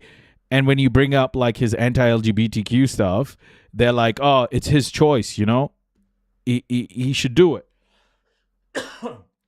Without realizing that anti-LGBTQ sentiment, anti-trans sentiment is actually the work of colonial powers. It was when Christianity was, especially white supremacist Christian patriarchy was imposed on Africa. That's when all of these laws, like anti-LGBTQI plus laws, were implemented. So what Traore is doing is following his colonial masters when implementing these anti-LGBTQIA plus laws. So liberation is for everybody, okay? It can't be for a select few. If you think liberation is for a select few, then you are re-implementing or recreating a system of oppression. This is what I don't understand. How people fucking do it. Like, they just think that the oppression of one is justified if it means the liberation of the people you support. Days ago, if somebody made a mildly off-color joke about Modi, they would be in jail. Today, you have millions of people mocking him in ways which Let's be honest, white supremacy will never go away. This is a sad truth that only way third world gets any sense of justice is to become first world. Bro, shut the fuck up. You don't know what you're talking about, buddy. You're why don't you go to Asmongold's live? Go to Asmongold's live and go fucking enjoy the roach party, okay? I'm watching the real cockroaches here. You go to Asmongold and watch the mold on his wall grow. Why are you here? I just can't even explain. I mean, you cannot repeat those words on TV, but I don't even know how the man can come out and make a speech again, because everyone just falls about laughing. You know, earlier it used to be just a handful of us. Now it's this whole young generation who I just want to hug because they're so hilarious. Arundhati, if you can talk more about them reshaping the narrative of the government-controlled media, challenging Modi's carefully constructed image to the world because they're using Instagram, they're using YouTube, as they reshape the narrative of these... Bro, literally, like this white replacement theory that these guys speak of, America will be a minority majority by 2043. America will have less white people in it than other minority groups by 2043. Like in 2 generations, say in like 50 years time or 70 years time, everyone's going to be beige. We're going to have black and beige people. What the fuck are you hanging on to, bro? Stop seeing your skin color as anything but adjusting to the weather. Protests to a global audience. So I'll start by saying that the most wicked element in India in the last... That's for white people, by the way. That's what I'm... that adjusting to the weather thing was for white people. But brown and black people cannot forget what racism has done to brown and black communities around the world until there's reparations. Until then, the fight's not over. That fight for liberation has to happen. There is no letting up. The West has to in some way understand that it can't get away with 600 years of theft, slavery, etc. You just can't get away with that stuff. Since Modi came to power, has been the corporate-owned mainstream media. It's not just that they're frightened, they are part of the project, enthusiastically a part of the project. We have this saying over here, I'll first say it in Hindi. It says, Desh ko 4 log chalate hain, 2 bechte hain, 2 khareedte hain, charon Gujarati, which means that 4 people run this country, 2 sell it, 2 buy it, and all 4 are from the state of Gujarat. And these 4 are the Prime Minister, the Home Minister, and the 2 industrialists, Ambani and Adani. Now, Ambani and Ambani's own something like 27 news channels. Adani just bought one of the most neutral news channels called NET. Cheryl, thank you so much for the party hats. Thank you. TV, and now that's fallen too. So the news media are like the captains. I call them the screaming television, live screaming TV, because they're just like the captains of lynch mobs. They get people arrested, they dehumanize people, they discredit people, they lie. And on the other hand, we have some incredibly brave YouTubers, both in English and in Hindi and in other languages. You have this young generation. I mean, Modi tried to jam the internet in Jantar Mantar, where the protest is happening. Now it's happening all over. And these kids, you can't mess around with them on the internet, So if you look at Instagram, all of us are just falling about laughing. None of us can sleep at night because it's so funny what they're doing. And in a second, this man who goes around making these ridiculous speeches abroad and hugging world leaders. Like recently he was in Indonesia and he was like, January 26th is Indian Republic Day, 2 + 6 is 8, and the Indonesian... Holy shit, guys. Cockroach Janta Party withdraws its nationwide agitation with immediate effect. All demands of the Cockroach Janta Party have been accepted by the government. Maximum possible compensation for families of NEET paper leak related self-unalivement. All FIRs by central government and NDA ruled states will be withdrawn, and no action will be taken against anyone involved in these protests in the future.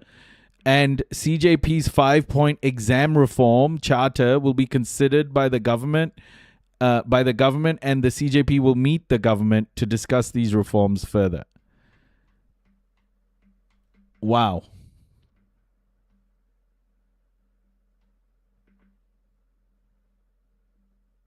Wow.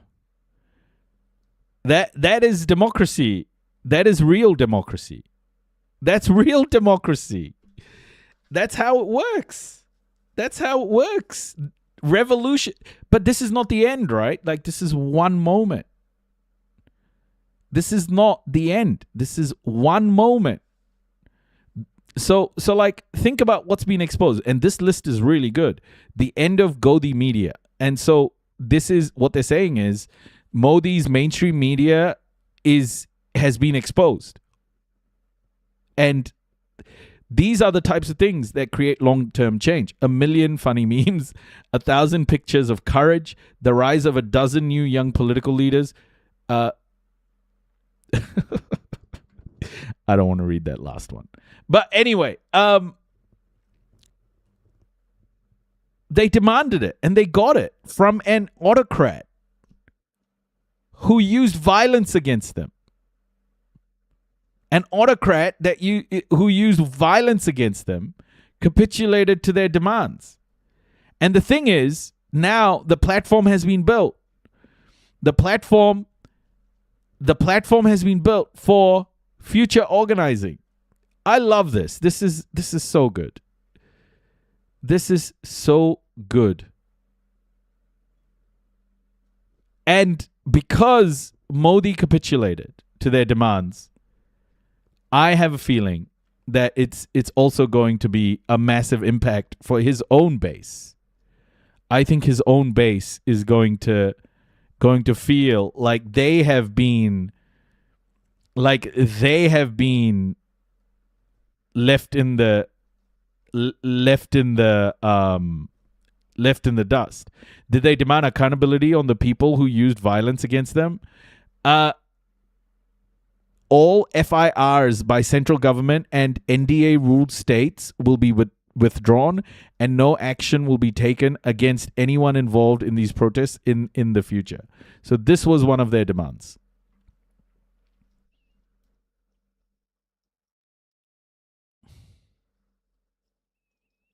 This is just the beginning, guys. This is just the beginning. They can't change India.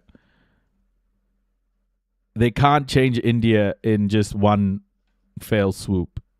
And just like you can't change America with one protest or one march, it's gonna take many election cycles, and these movements can't be linked to election cycles. They have to be disconnected from election cycles. They have to be completely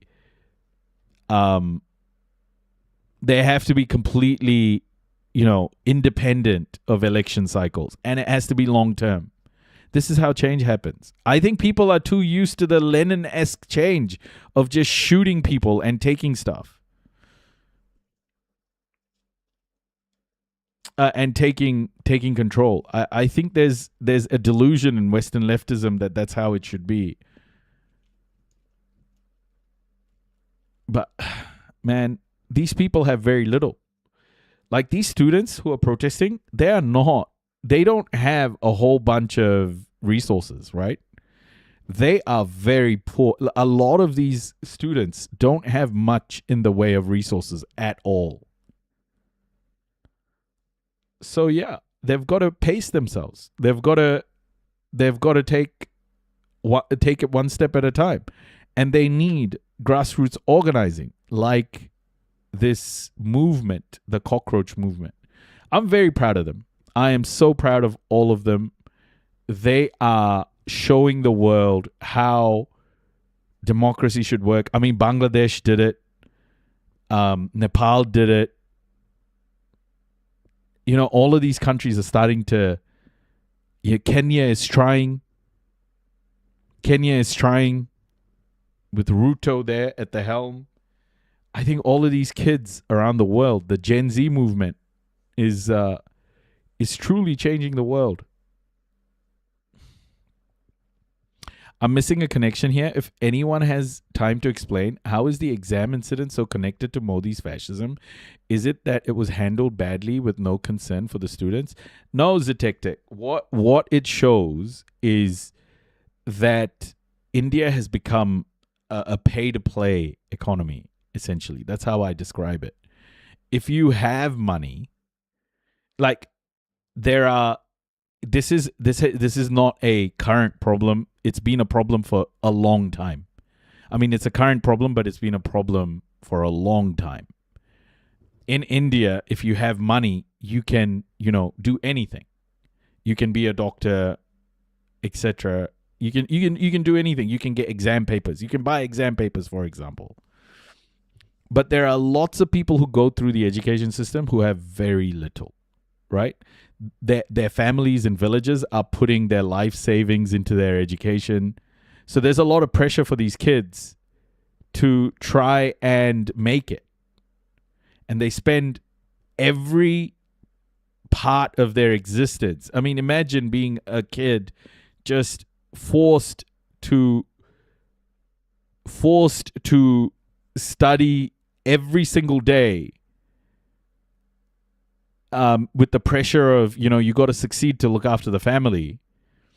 And there are like, say, 10,000 seats for 1 million people, but like tens of millions of people competing for those 10,000 seats.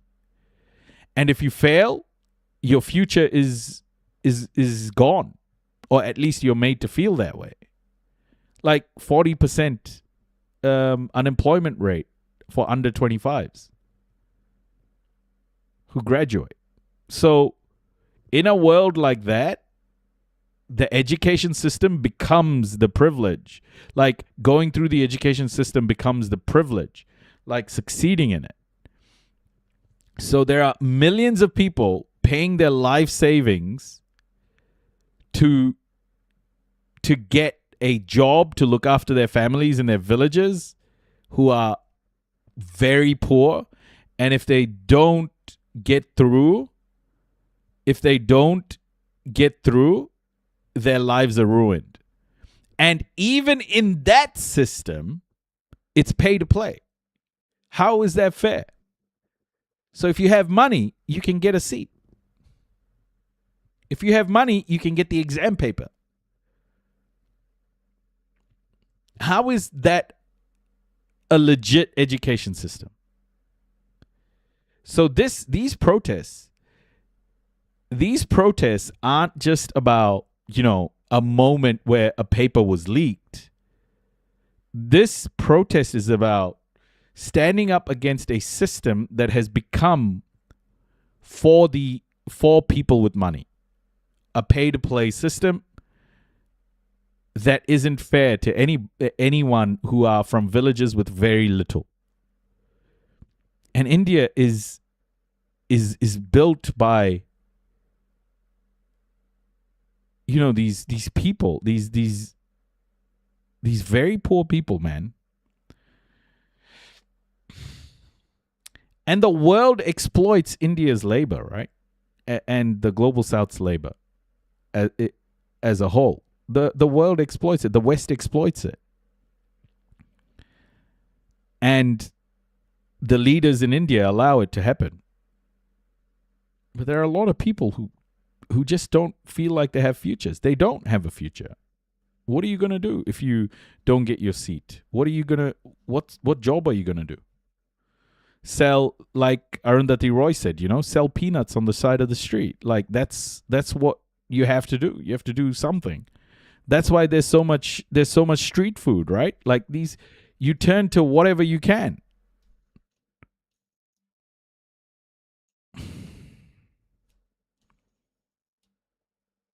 So in a system like that, people have very little power, and that's the way it's designed. And this is the first time a grassroots movement has organized in a way. This is the first time a grassroots movement in India has organized in a way that has won any sort of concession, bro. Like this is so historic in its nature. Since independence, there hasn't been a grassroots movement like this. So what these people will be saying is, okay, let's go back now. Let's take this W and let's organize. Let's take this door that's opened and let's organize now.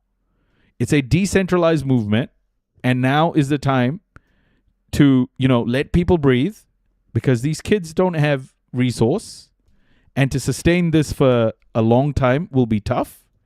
On the streets, it'll be very tough. So I think it's good. Go take a breather. You got what you wanted in this one. Now go organize like crazy with the following, the world's attention, and win power. This is revolutionary. That's revolutionary thinking, in my honest opinion, is to understand when to put the pressure and when to take the pressure off. That's revolutionary thinking in our modern day. Think about it. The police have all the weapons. They're militarized. They have the technology. They have the legal system backing them. So you got to, this is asymmetric in nature. You cannot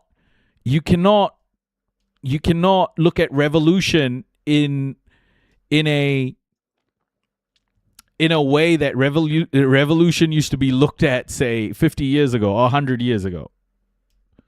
This is different, guys. Our oppressors are very well equipped, and they have a lot of resources.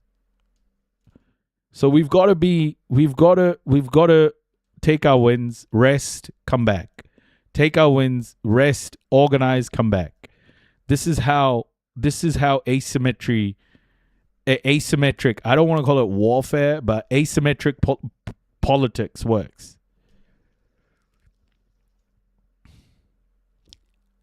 Liberation using asymmetric strategies, I guess, if someone wanted to write a paper about it. The US government is being run by pay-to-play peeps. You don't get the best and brightest. Yeah. UK is attacking Iran illegally. What has the UK done legally ever? Please fucking tell me. Everything the UK does is illegal. Everything.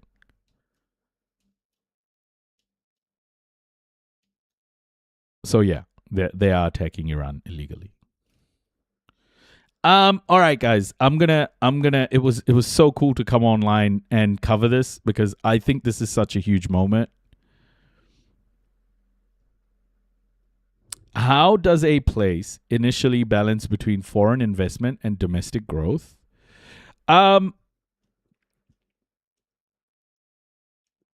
So one thing I want to say about that's a really good question. For the Global South,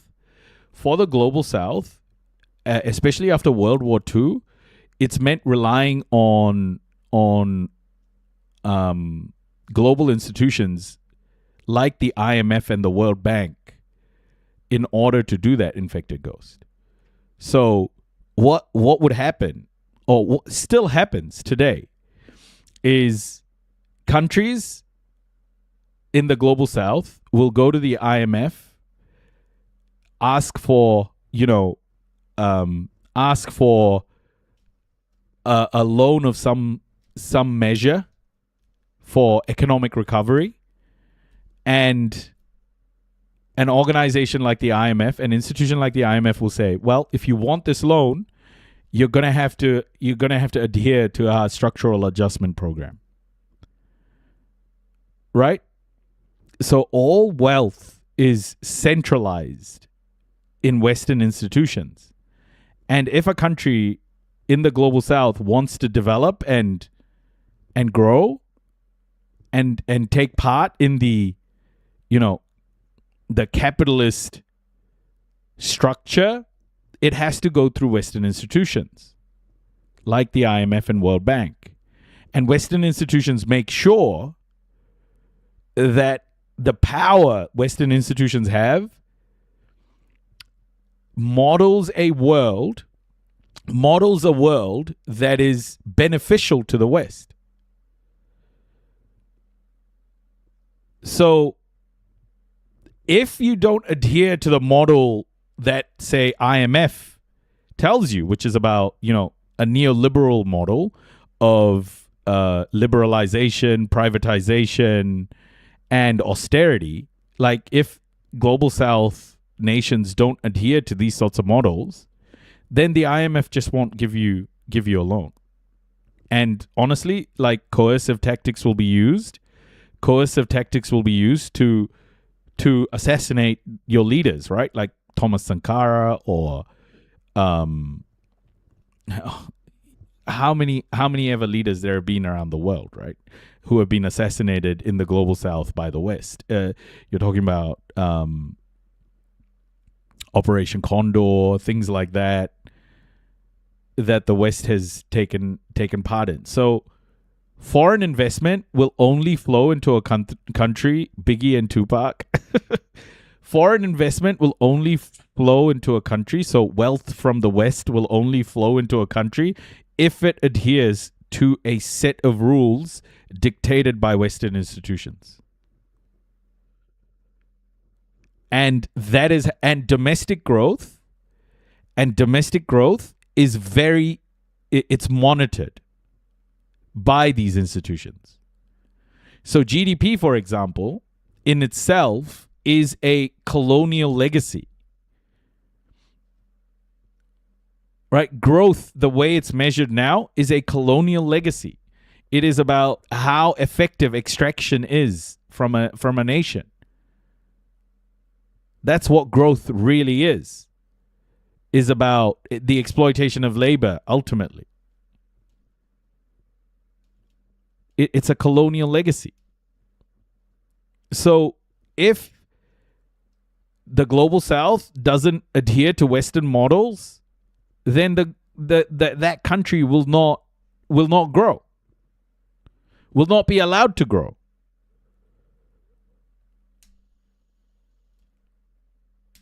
But that's changing. That's changing. And a great example of that change is what's happening in the Strait of Hormuz. Reopening the Strait of Hormuz. Because the Strait of Hormuz is a great example of the West weaponizing all of its institutions, military, financial, political, everything. They're using all of their leverage on Iran at the moment. But Iran has had the final say so far. And that has stifled growth of the West. I mean, it has stifled global growth, but it has impacted the West. And even whatever impact it has had on the West shows that for the first time in global politics, we have a situation where a country in the global South, Iran, has been able to impose sanctions, accountability on the West for its greed and expansionism. That hasn't happened in a very, very long time, where the West has had real consequences for its use of violence, coercion, and weaponization of institutions. So those things are changing. We're starting to see the limits of Western imperialism, of American imperialism. We're starting to see those limits. And this is where we're going to see the global south continue to rise. And when you have Western nations, that are built on models of colonialism, extraction, and exploitation of labor, land theft, wealth theft. I mean, this is what Western institutions are built from. This is how the West has been built. When economies have been, geared towards extraction, then the rise of the global south is going to be very negative for Western nations, because any sort of self-determination of countries in the global south means that those countries will start to own their means of production. And as more countries start to own their means of production, then the wealth will stop flowing one way. The wealth will stop flowing just from the global south to the west. I agree, but that structure is so rigid that unless we find alternative or organically move away to the SWIFT system, it would be difficult to challenge. But yes, there is progress happening with all the geopolitical scenarios now. It will take time, but hopefully and eventually happens. Yeah, it's happening. It's not that it hopefully happens. It's happening because the biggest piece of leverage the West has had is its military power, right? Like its military has been its stick for the longest time.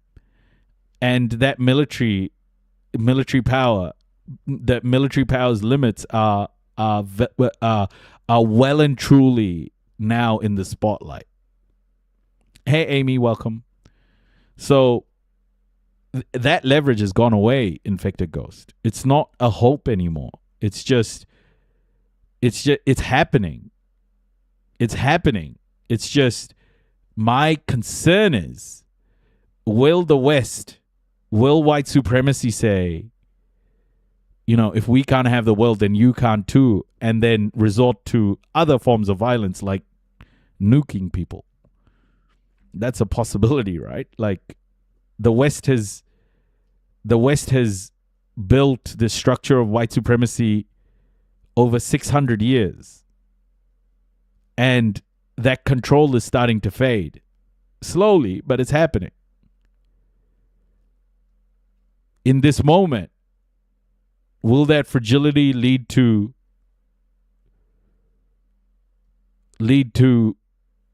mass violence? A World War III, for example? We don't know. But it surely is. They don't know what the fuck they're doing. Do you understand that? But it surely is getting close. And I'm getting very nervous about it. So, thank you, friends. Bro, what a soundbite. Thank you, friends. That will be used for a very long time. I'm going to be using that a lot. I hope you realize that I'm going to be using that a hell of a lot. Thank you, friends.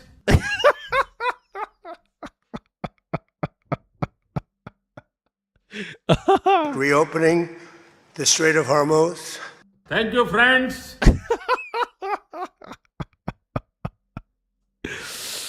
Okay, guys.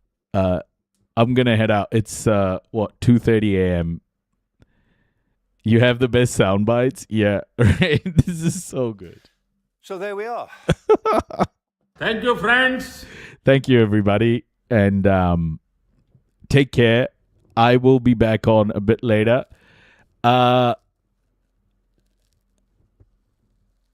night, folks. And hopefully we can bring Ginger home tomorrow as well. And I will have cockroaches at 1 in India. Yeah. We've been following that. And morena, more like it's morning. Hey, can we raid somebody? Matt, do we have any raid targets? Thank you, friends.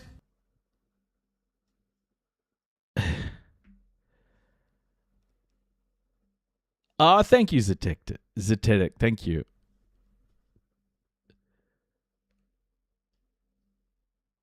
Zach Chap, Who is that? Noisy immigrant. Who is Bar Kia Terj? We've never rated them. Should we rate them? It's a wildlife camera? Oh shit, yeah. Hell yeah.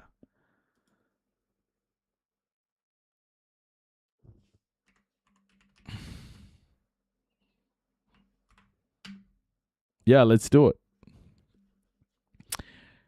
Okay, everybody. Thank you, friends. And I hope you have... That's the best fucking sound. I don't know what you think about that soundbite, Roshan, but I love it. I absolutely love that clip. Thank you, friends. I will see you all soon. Free Palestine, everybody. Free Palestine. Always remember that. Thank you, friends. I love all of you. Thank you so much for the support. Thank you, friends. And yeah, I'll catch you all tomorrow, hopefully with Ginger here. Well done, my boy. देखा मैंने कितना अच्छा dance करता है? Thank you, friends. I will see you all soon, okay? Thank you so much. Have a good night. Pomarie, Morena, wherever you are, Kakite, and I will catch you all soon, okay? Raiders, ready?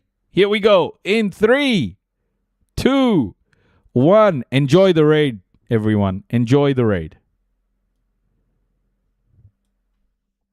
Thank you, friends.